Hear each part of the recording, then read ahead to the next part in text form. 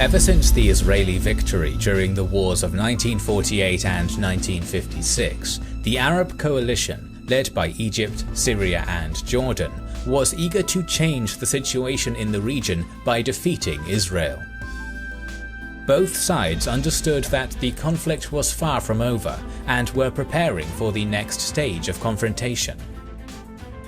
International interference and the inability of the sides to find a settlement made one of the most iconic conflicts of the modern era, the Six-Day War, inevitable. On May 13, 1967, the Soviet Union falsely informed Egypt about the concentration of 11 to 13 brigades of the Israeli Defense Forces with an intent to strike Syria. In response, Egypt started concentrating forces along the border with Israel in Sinai, and on May 16th demanded that the UN peacekeeping forces leave the peninsula. At the same time, Israel refused the request of the UN to deploy the UNEF on their side of the border. In the next few days, Egypt, Israel, Jordan and Sudan started mobilization of their forces, Iraq sent expeditionary forces to Jordan, and Saudi Arabia expressed its willingness to participate in military actions. But the turning point, which made the full-scale confrontation inevitable, was the decision of Egypt to block Israeli ships from entering the Straits of Tiran on May 22nd and 23rd.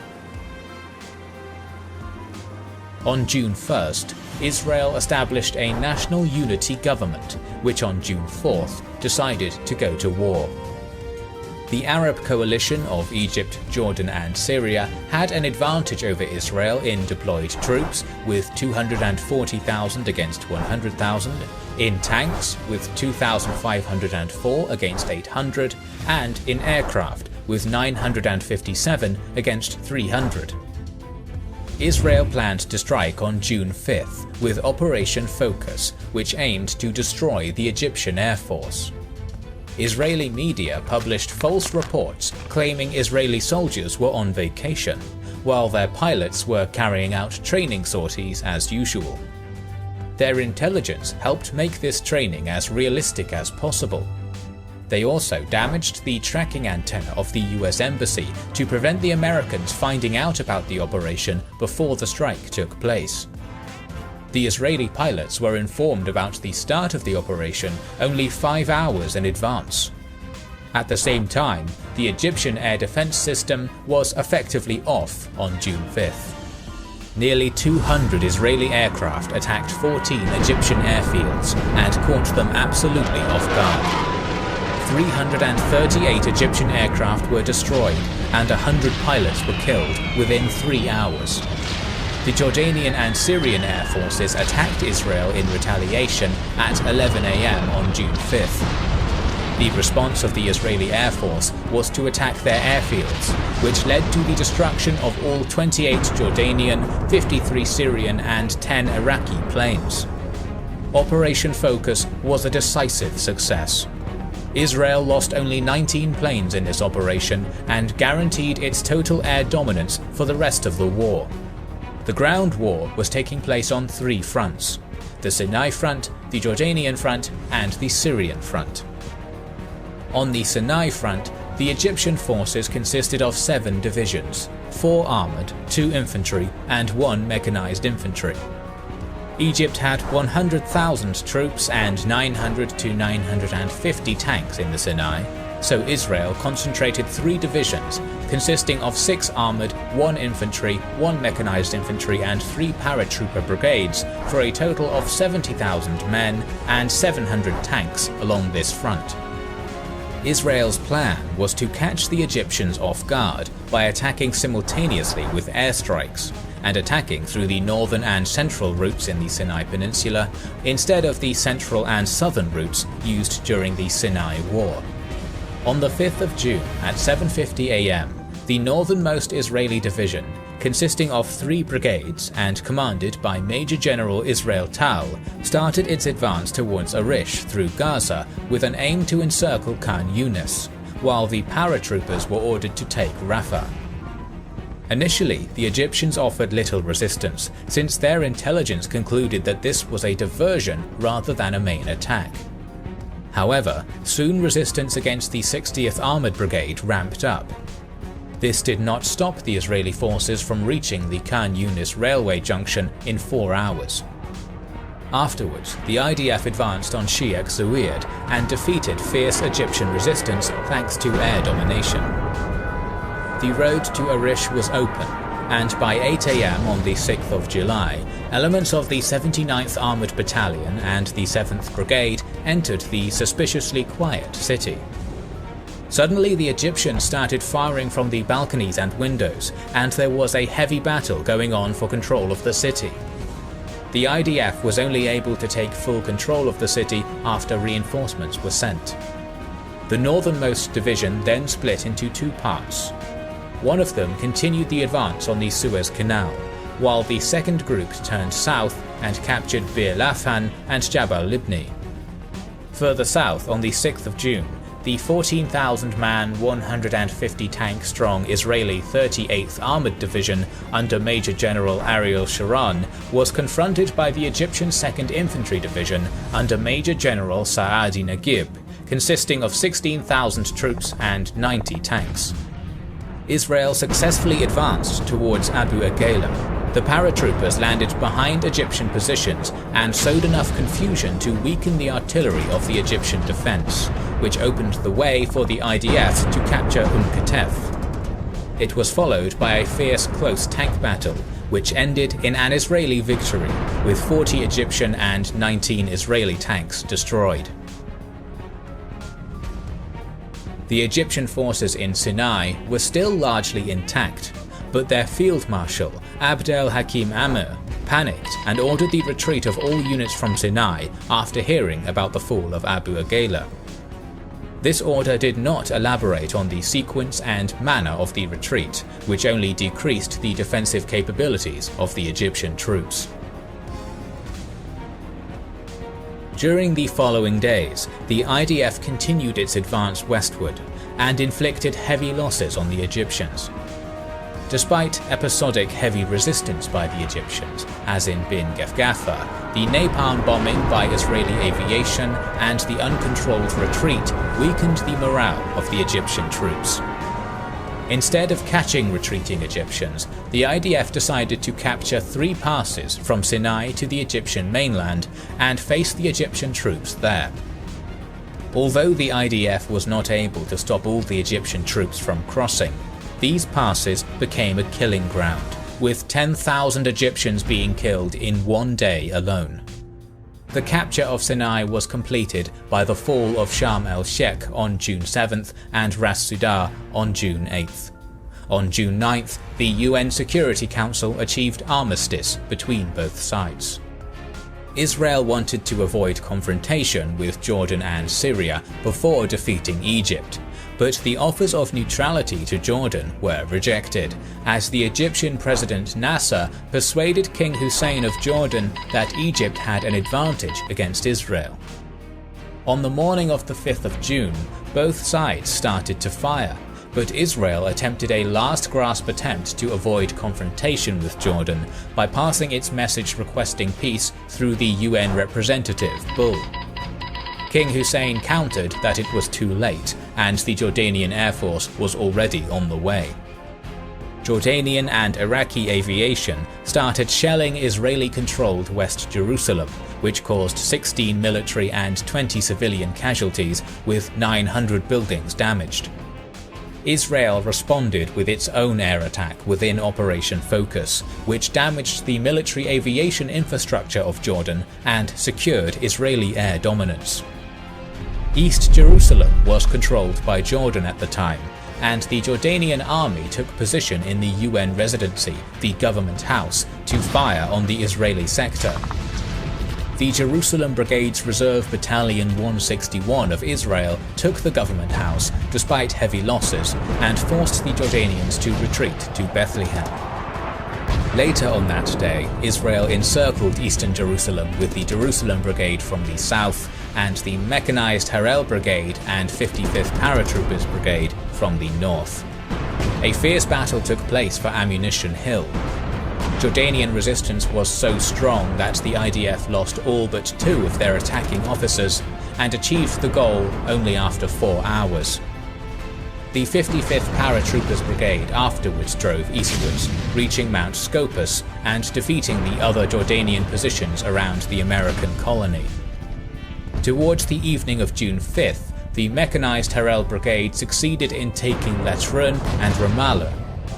Also, the 163rd Infantry Battalion secured Abu Tor and cut the old city from Bethlehem and Hebron.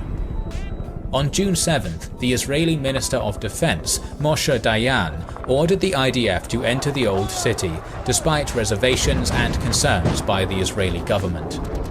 The fighting was conducted solely by the paratroopers, out of fear of destruction of holy sites. The IDF took control of the old city with little resistance. Judea, Hebron, Bethlehem, and Nablus were also captured by the IDF on June 7th. Remnants of the Jordanian army fell back into Jordan. Israel was victorious on this front as well. Syria also believed Nasser about Egypt's early success in the conflict and sent its aviation to attack Galilee. This attack was intercepted by Israeli aircraft. A minor ground attack was also attempted by the Syrians, hoping to capture the water plants at Tel Dan, Dan, and Shia Yashuv. This was repulsed by the IDF as well. Israeli air domination, lack of communication by Syrian units, and tanks being too wide for bridges were among the causes of the unsuccessful attack of the Syrians. This caused them to abandon any attempts to make ground offensives on Israel, and airstrikes were chosen as their method instead. However, on the evening of June 5th, Israel struck Syrian airfields as part of Operation Focus, destroying 2/3 of the Syrian Air Force and forcing the rest out of the conflict. The Israeli leadership was unsure whether to attack Syria or not. On one hand, Syria was using the Golan Heights to shell Israel. On the other hand, it would have been a literally uphill battle against a fortified enemy. But intelligence about weakened positions of Syria in general, and in Golan Heights in particular, led Dayan to order an offensive on Golan without government authorization. The Israeli offensive started with airstrikes, which severely damaged the defensive infrastructure and morale of the Syrian army. The 8th Armoured Brigade, led by Colonel Albert Mandler, advanced into the Golan Heights from Givat Haim. Heavy fighting in unfavourable terrain led to numerous casualties on both sides, but with the help of their aircraft, the IDF ultimately captured the Zora, Kala, and Ein Fit fortresses. In the central sector, the Israeli 181st Battalion captured the strongholds of Dardara and Tel Hilal after fierce fighting. By the evening of June 9th, Israel reached the plateau, which allowed reinforcements to join them. By dawn, Israel had 8 brigades ready for an assault on the second line of defences. Soon, a ceasefire was negotiated around the so-called Purple Line. By the 11th of June, all military actions stopped. Up to 983 Israelis, 15,000 Egyptians, 700 Jordanians, and 2,500 Syrians were killed in action. Israel gained a huge victory. It seized the Gaza Strip, the Sinai Peninsula, the west bank of the Jordan River, including East Jerusalem, and the Golan Heights. About 1 million Arabs were placed under Israel's direct control in the newly captured territories. The Israeli victory came as a result of more efficient military leadership, better preparation of troops, and intelligence. But the Six-Day War was by no means the last conflict, and merely 6 years later, the confrontation escalated into another.